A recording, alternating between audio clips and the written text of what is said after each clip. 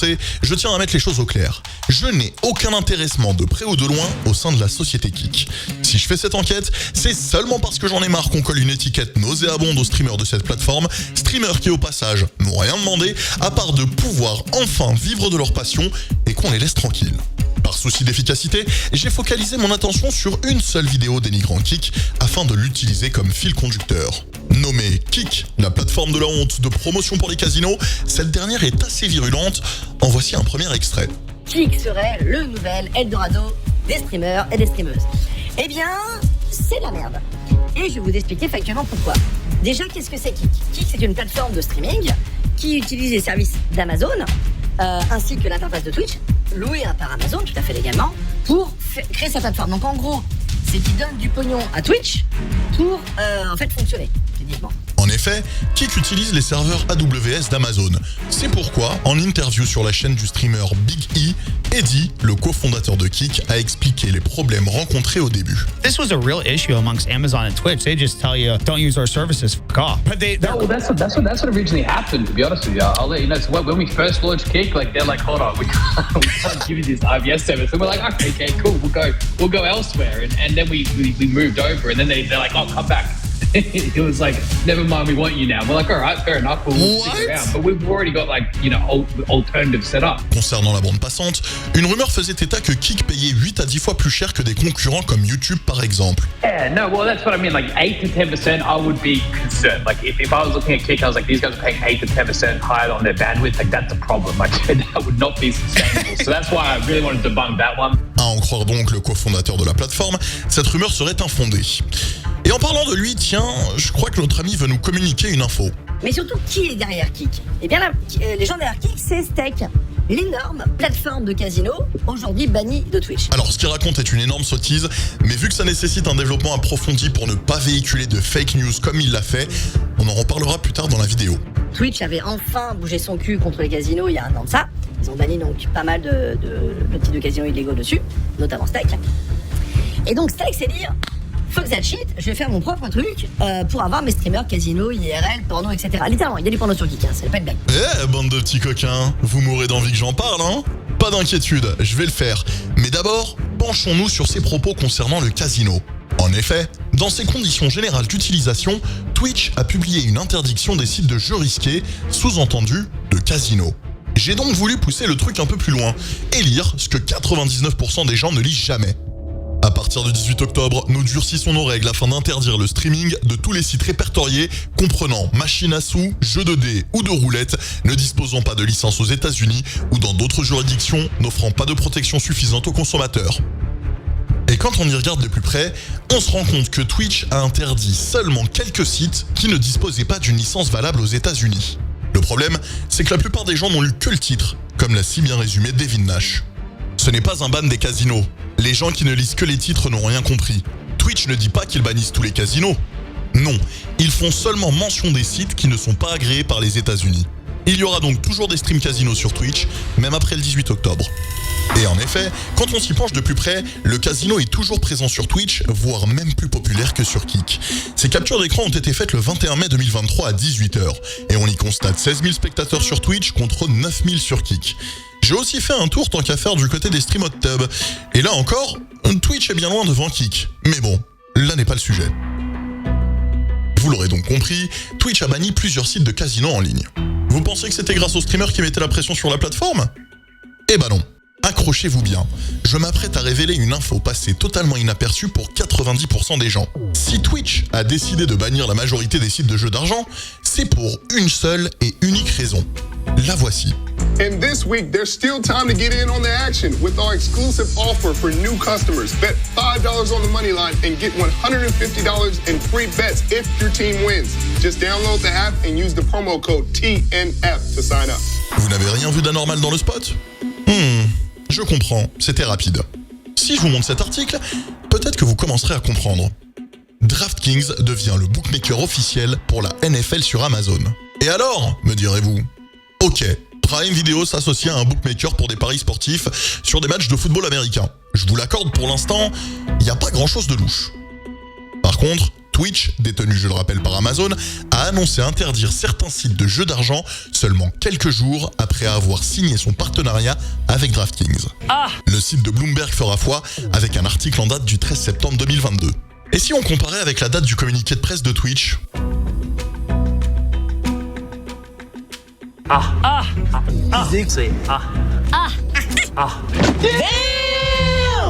Seuls 8 petits jours séparent les deux événements. Bah alors, je pensais que Twitch avait interdit certains sites à cause de la pression des gros streamers. Quoi ? Faudrait-il croire qu'au final Amazon se contrefout de la vie de ses créateurs de contenu ? Comment ? Qu'est-ce que j'apprends ? Eh ouais, si cette décision de bannir Steak et consorts a été prise, c'est tout simplement parce qu'il y aurait eu conflit d'intérêts. Vous ne comprenez pas ? C'est normal. Laissez-moi creuser un peu plus. Pas comme tous ces youtubeurs qui vous racontent des sottises. Regardons de plus près le site de DraftKings. Voici ce qu'on y trouve. Sur la première page, petit communiqué de presse qui fait plaisir, où ils sont en train de se faire mousser par rapport à leur partenariat avec Amazon. Seconde page, ils présentent leurs activités de bookmaker, tout comme Stake et Bookmaker également. Voilà, différents types de paris, plusieurs méthodes pour parier, l'application mobile, le site web, bref, rien de choquant. Par contre, là, on est d'accord qu'il y a un truc qui cloche.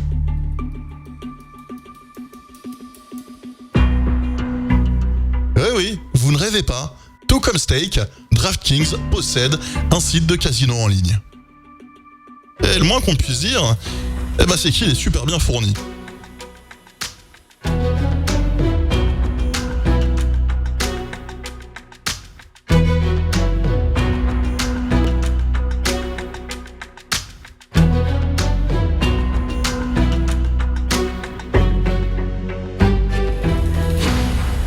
C'est bon là, tout devient plus clair pour vous, non ? Amazon officialise un partenariat le 13 septembre avec une société de paris sportifs et de casinos en ligne. Puis, fait le ménage 8 jours plus tard sur sa plateforme de streaming en interdisant le plus gros concurrent, histoire probablement de ne pas froisser son nouveau client. Qui sait, peut-être était-ce une condition sine qua non imposée par DraftKings pour la signature du contrat. Ça, malheureusement, personne ne le saura. En revanche, si vous pensiez que DraftKings était le seul rapport entre Amazon et le gambling, vous n'êtes pas au bout de vos surprises. Allez, tiens, on se fait un petit point Larousse, histoire que vous soyez pas paumés dans les prochaines minutes. Le e-gaming est un terme générique désignant l'ensemble des jeux sur Internet impliquant de l'argent réel. Cela comprend les paris sportifs et les casinos, c'est d'ailleurs un secteur dont la croissance est extrêmement rapide aux États-Unis. Alors pourquoi je vous parle de e-gaming ? Tout simplement parce qu'Amazon veut conquérir ce nouveau marché. Développons ça en plusieurs points si vous le voulez bien, en commençant par AWS. La société au sourire espère prendre le plus de parts de marché auprès des providers de e-gaming via son entité Amazon Web Services. AWS permet aux entreprises d'e-gaming de pénétrer plus rapidement de nouveaux marchés, notamment grâce à une infrastructure sur site entièrement gérée. Vous l'aurez compris, à travers cette plaquette publicitaire destinée aux professionnels, Amazon affiche clairement ses ambitions, celle de récupérer le plus de parts de marché possible. Abordons le second point, toujours dans le numérique. Le partenariat entre Continent 8 et Amazon évolue, Continent 8 devient consultant avancé. Le nouveau statut prestigieux de Continent 8 Technologies lui permet en tant que fournisseur de prouver davantage ses capacités de leadership sur le marché mondial de l'iGaming, gambling, paris sportifs, casino. Leur expérience a facilité le déploiement rapide du leader des paris sportifs aux États-Unis, FanDuel. Le vice-président du pôle numérique a indiqué que la société était un partenaire stratégique pour FanDuel et il a tenu à féliciter la synergie présente entre Amazon et Continent 8. Vous l'aurez donc compris, Amazon a bossé en quelque sorte pour un bookmaker. Et encore une fois, le géant de l'e-commerce a des ambitions dans le gambling. Du coup, devinez quoi ? Ils ont conclu un partenariat avec FanDuel. Comment ça marche ? FanDuel s'est associé à Prime Video pour vous offrir des paris gratuits sur les prochains matchs de NFL. Et nous ne sommes pas dupes. On le sait pertinemment. S'ils offrent des paris gratuits, ce n'est absolument pas par charité, mais uniquement pour attirer de nouveaux clients. Chérie, c'est pas fini. C'est pas fini. Et c'est pas fini. Et non, Amazon porte un intérêt tellement fort dans le e-gaming que j'ai encore une dernière info à vous donner. Paru le 8 février 2023 dans le Washington Post, détenu au passage par un certain Jeff Bezos, je sais pas si vous connaissez, fondateur d'Amazon. On peut y lire dans cet article: Amazon ajoute une chaîne de paris sportifs sur Prime Video et réfléchit à une application. Amazon a ajouté une chaîne de paris sportifs diffusant 24 heures sur 24, 7 jours sur 7 sur Prime Video. L'affaire s'est conclue avec une société de paris sportifs nommée SportsGrid, alors que le géant du e-commerce réfléchit actuellement à la création d'une application de sport.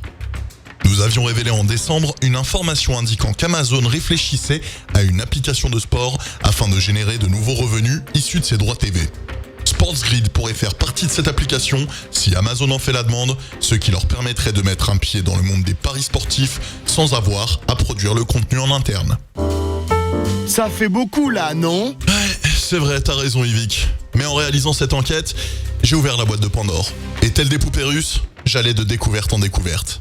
Souvenez-vous, Twitch a annoncé bannir les casinos qui ne disposaient pas d'une licence valable aux États-Unis, mais aussi sanctionner les streamers qui joueraient sur ces sites. Eh bien, les créateurs de contenu n'en ont rien à faire. Ils ont beau se faire sanctionner, ils recréent des comptes à l'infini pour divertir leur communauté. En attestent ces 3 comptes de streamer slots allant de 600 à plus de 1000 viewers pour à peine un follower.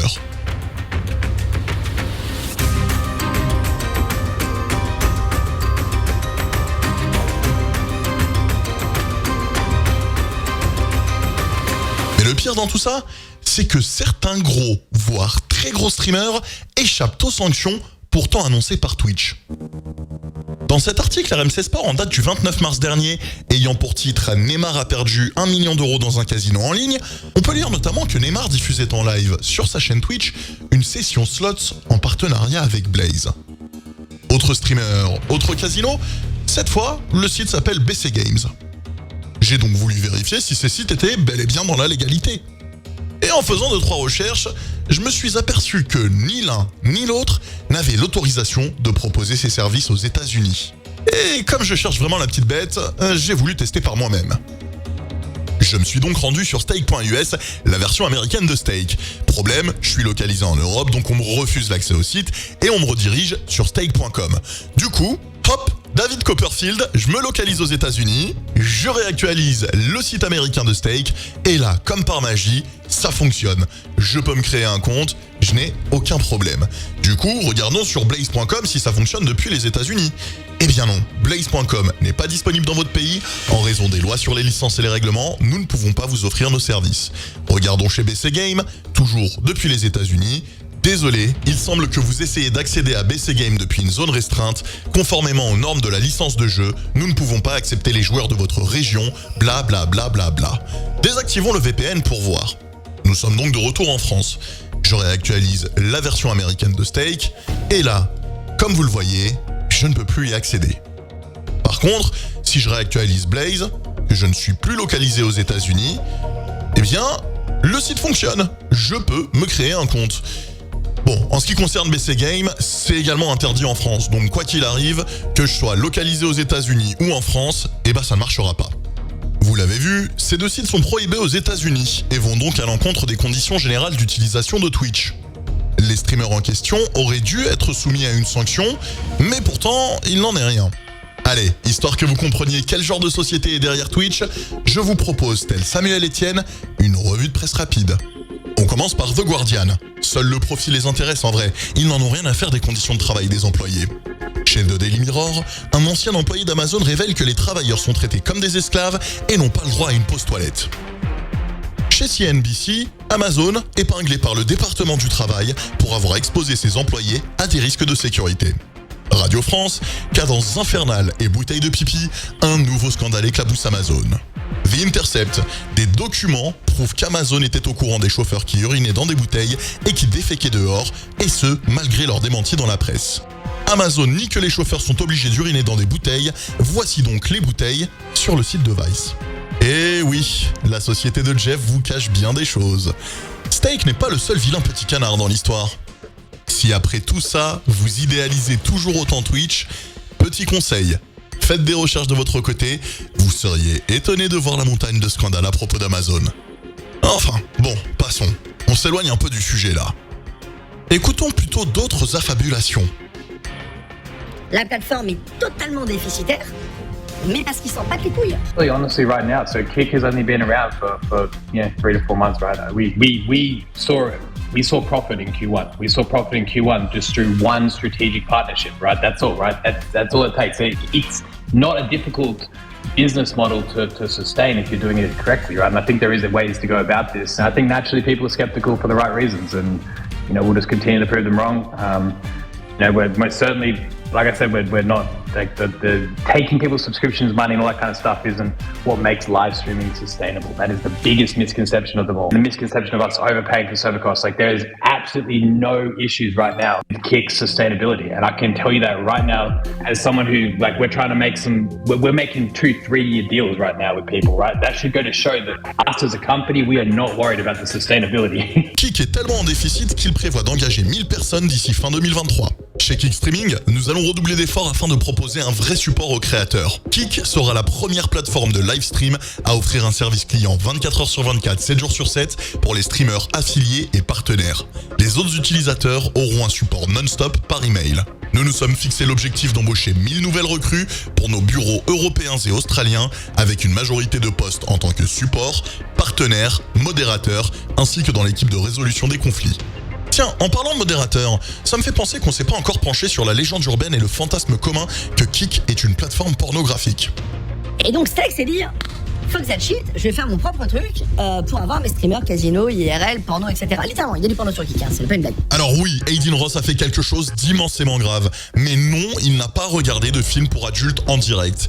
Il a seulement, si je puis dire, affiché la page d'accueil d'un site à caractère pornographique sur son stream pendant environ 1 minute. Porn? Bro, I don't support porn. Like, I don't support the shit. The fuck do y'all want to watch on here, bro? I don't support the shit. I don't condone it. I don't support it. The fuck do y'all want to watch? Oui, il n'a pas pris de ban pour cette violation gravissime des conditions générales d'utilisation de Kick, et j'ai mon avis bien tranché là-dessus.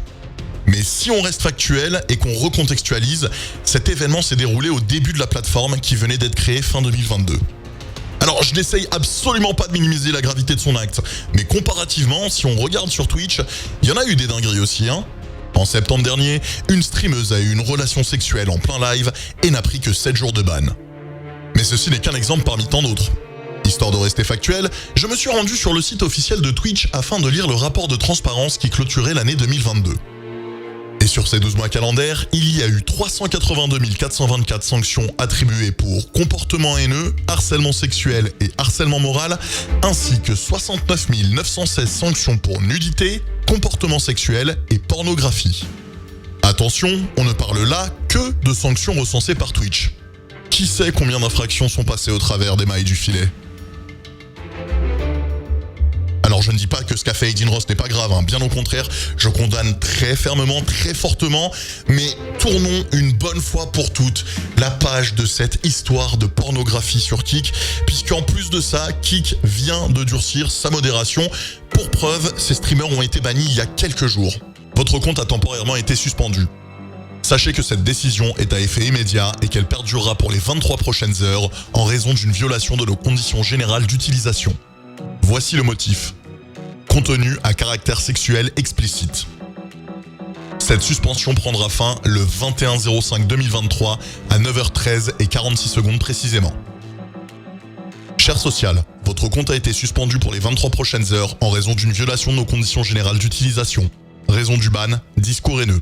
Ce ban expirera le 22 mai 2023 à 3h45 et 29 secondes précisément. Croyez-moi, il y a aussi une grosse partie obscure sur Twitch, avec des streams dont vous n'avez même pas idée.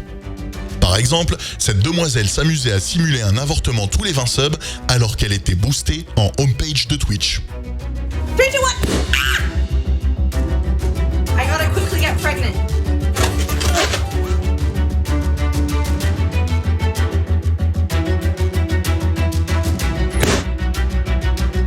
It's number 3.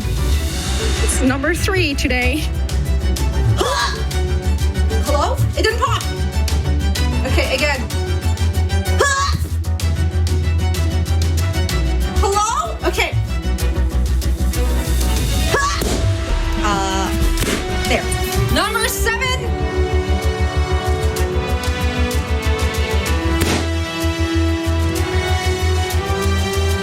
Ce sont au total pas moins de 7 faux avortements qui ont été commis en plein stream et là personne n'en parle, pas même un article de presse.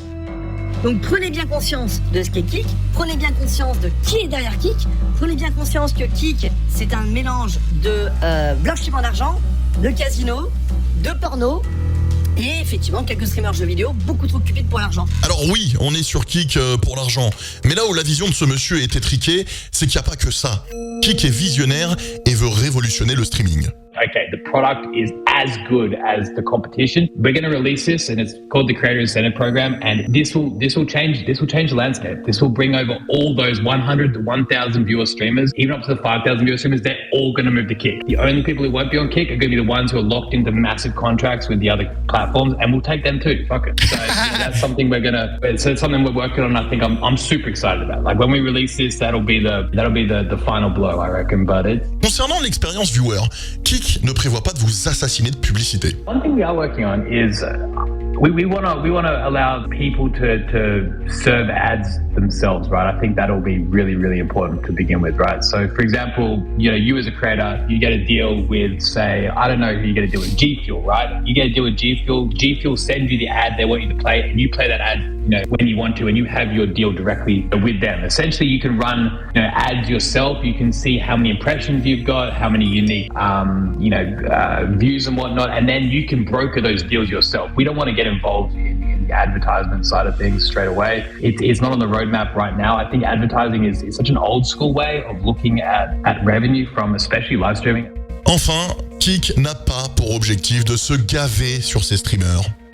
Kik a dépassé les 10 millions de dollars de subs et subgifts en à peine plus de 3 mois. Cela représente plus de 9,5 millions de dollars reversés aux créateurs. Bravo à la communauté Kik. De nombreuses personnes ont accusé Eddie de compter pour beaucoup dans ce chiffre. Sur ce nombre, ma participation s'élève à un peu plus de 100 000 dollars. Je crois que l'entièreté du staff cumulé a donné la même somme. Cela ne représente donc environ que 2% du montant total. Il serait par ailleurs judicieux de noter que ce montant serait bien plus élevé si les subs n'avaient pas été désactivés sur les applis iOS et Android sur les 3 dernières semaines écoulées. La bonne nouvelle, c'est qu'ils seront de retour et qu'il y aura le déploiement de plateformes populaires comme PayPal et autres dans les prochaines semaines. Donc voilà, Kik, c'est une vraie saloperie, ça nuit aux gens, ça sera amené à couler comme toutes les autres plateformes. Je rappelle Mixer de Microsoft, parce que vous pouvez se marrer de Mixer, mais si Microsoft qui faisait une plateforme legit propre à Mixer a coulé, c'est pas Kik avec ses casinos de merde, c'est Puteco qui va tourner. Donc réfléchissez bien s'il vous plaît avant de soutenir un streamer ou une streameuse qui va sur Kik. Renseignez-vous en détail, en plus de ce que je vous ai dit, sur cette plateforme, et ensuite prenez la décision qui convient de prendre. Alors justement, je me suis renseigné, contrairement à ce monsieur qui avance tout un tas d'informations erronées, et je souhaite revenir sur ses propos-ci. Mais surtout, qui est derrière Kik ? Eh bien là, les gens derrière Kik, c'est Stake, l'énorme plateforme de casino, aujourd'hui bannie de Twitch. Dire que Kik appartient à Stake, c'est de la désinformation. Surtout à l'heure où les fake news sont plus que jamais d'actualité. C'est comme dire que Twitter appartient à Tesla et non à Elon Musk. Histoire d'appuyer mes propos, j'ai déboursé plus d'une centaine d'euros auprès de la Chambre australienne de commerce afin d'obtenir des certificats authentiques. Bah oui, il faut bien se renseigner, comme l'a dit notre ami. Renseignez-vous en détail, en plus de ce que je vous ai dit, sur cette plateforme. Ouais, enfin en même temps, n'est pas Élise Lucet qui veut, hein. Élise Lucet, 2 caméras.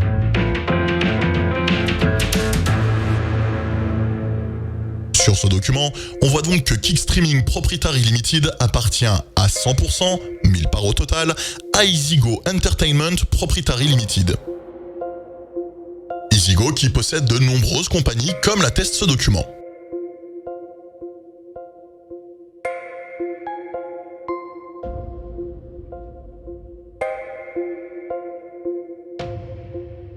Pour ceux qui n'aiment pas lire la paperasse administrative, et croyez-moi, je vous comprends, je vous ai fait une jolie animation qui résume tout. EasyGo est une sorte de maison mère qui possède Stake World, une compagnie nommée Twist Gaming et enfin Kik Streaming, toutes 3 à 100%. C'est à ce moment-là normalement que vous me demandez « Mais qui est derrière EasyGo, Ahmed ?» EasyGo, c'est 2 investisseurs, Bijan Terrani et Ashwood Holdings Proprietary Limited, tous deux propriétaires à 50%. Le propriétaire de cette holding n'est autre qu'Edward Craven, plus connu sous le nom d'Eddie. Il serait donc préférable que les gens arrêtent de dire que Kik appartient à Stake, mais à EasyGo Entertainment, ou plutôt à Bijan Terrani et Edward Craven. Si vous, après, c'est votre délire, les casinos, faites votre argent et enrichir les autres, il n'y a pas de problème. Et dans ce cas, venez pas pleurer. Alors oui, streamer sur Kick pour l'argent, ce n'est pas une tare en soi. Il n'en faut pas en avoir honte. Parce qu'à un moment donné, en tant que petit et moyen créateur de contenu, soit vous continuez à vous faire entuber par Bezos, soit vous commencez à envisager de vraiment pouvoir vivre du stream. Surtout que sur Kick, la répartition est tout autre que sur Twitch. En effet, pour un abonnement acheté ou offert, sub ou subgift, le montant est le même, 5 $. Et sur ces 5 $, il est important de préciser que Kick ne touche absolument rien. Seule Stripe, la plateforme de traitement des paiements en ligne, récupère 5% du montant en guise de frais de traitement. Les 95% restants partent donc directement dans la poche du créateur de contenu. Alors beaucoup reprochent un problème d'éthique et de morale à tous les streamers Kick, disant qu'ils s'enrichissent grâce aux pertes des joueurs casino sur le site de Stake. Sachez qu'il n'en est rien. Là encore, il s'agit d'une info trompeuse. L'argent perçu provient intégralement et exclusivement du donateur qui est spectateur du stream. Contrairement à Twitch qui prend 50% des revenus du streamer, Kick a fait le choix de ne percevoir aucun pourcentage. Voilà pourquoi aujourd'hui Kick séduit de plus en plus de personnes. Personnellement, c'est le choix que j'ai fait et j'ai aucun problème de morale vis-à-vis de ça. Je ne fais rien d'illégal et la plateforme sur laquelle je stream a certes des casseroles, mais bien moins que Twitch. Donc s'il y a une remise en question à faire côté créateur de contenu, c'est plutôt du côté de ceux qui sont sur la plateforme violette. Et si malgré tout ce que je vous ai exposé concernant Twitch et Amazon, vous pensez toujours que c'est mal de streamer sur Kick parce que ce serait potentiellement financé par un casino, eh bien libre à vous. Je sais qu'il y aura toujours des gens qui jugeront ça immoral, mais croyez-moi, l'argent n'est pas plus propre chez Twitch. Quid des streamers qui continuent à contribuer à l'enrichissement de cette société qui s'affranchit de toutes les lois, qui rit au nez et à la barbe de tous les gouvernements, et ce, en toute impunité, depuis plus de 2 décennies. Jeff Bezos a beau avoir légué le rôle de PDG en 2021, il n'en reste pas moins de chairman, et croyez-moi, ce requin est bien plus méchant que les patrons de Stake. Courrier international, États-Unis, une enquête vise Amazon après la mort de 6 employés victimes d'une tornade. France Info, un guide pédophile dans le top 100 des ventes sur Amazon. Courrier international, économie, Amazon s'apprête à lancer le plus gros plan de licenciement de son histoire. Capital, 44 milliards d'euros de ventes, 0 impôt sur les sociétés. Amazon, roi de l'optimisation fiscale en Europe. Les Échos, consommation. Amazon accusé de vendre des produits alimentaires périmés. Attaque, Amazon est le plus gros pollueur du monde. Le Figaro, Amazon aurait mis en place un vaste système de surveillance de journalistes et de syndicalistes. Clubic, Amazon forcé de prouver qu'Alexa n'espionne pas vos conversations privées. Le Figaro, Amazon accusé de faire vivre un enfer à ses employés. Nova, Amazon émet plus de pollution que la France entière. En conclusion, je ne dis pas que Kick est meilleur que Twitch ou que Twitch est meilleur que Kick. Non, moi ce que je veux juste, c'est que cette guerre cesse définitivement. Que chacun agisse en son âme et conscience et que chacun soit libre de streamer en paix, peu importe la plateforme qu'il ait choisie. Les amis, je compte sur vous pour relayer cette enquête qui a nécessité énormément de travail, donc partagez-la sur tous les réseaux, bien évidemment dans la bienveillance, la paix et l'amour, et non dans la haine. Le débat continue en commentaire, mais aussi sur Twitter avec le hashtag AhmedEnquête, ou bien sur mes lives quotidiens sur Kick. Ce Ahmed Enquête touche à sa fin, j'espère que vous l'aurez apprécié. On se retrouve très bientôt et d'ici là, n'oubliez pas, soyez curieux, soyez alertes et ayez du pif.